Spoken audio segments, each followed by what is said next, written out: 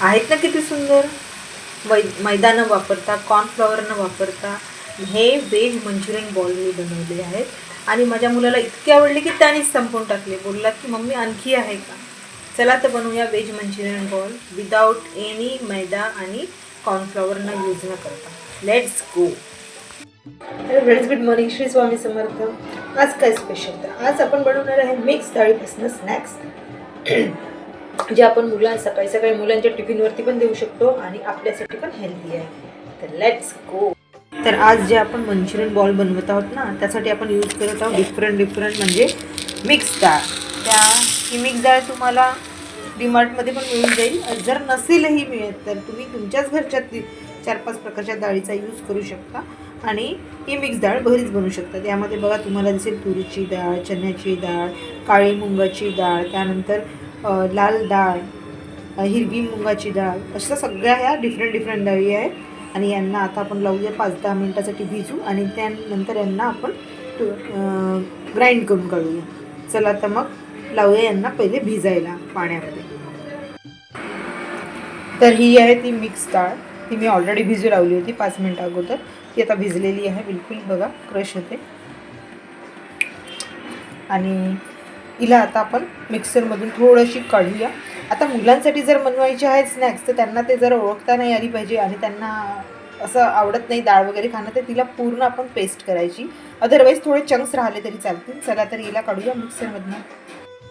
थोडी पाणी सोक करायला ठेवलेली आहे डाळ. आता जोपर्यंत ही पाणी सोक करते तोपर्यंत आपण वेजीस कापून घेऊया. त्याच्या सगळ्याची तयारी करून घेऊ. कांदा वगैरे कापून आपण त्याला रेडी करून घेऊया.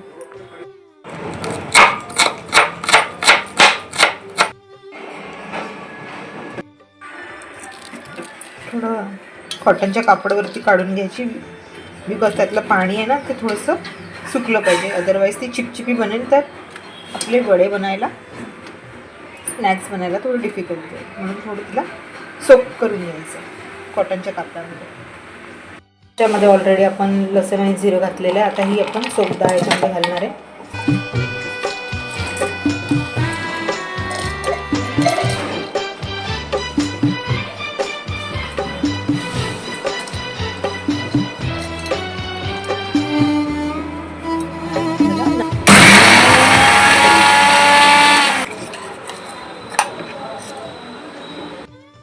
डाळ काढून तर आपलं हे डाळ आपण झालेली आहे. याच्यात आपण मिक्स करू वेजीस आणि हळद आणि मीठ जीच कापून ठेवलेले आहे.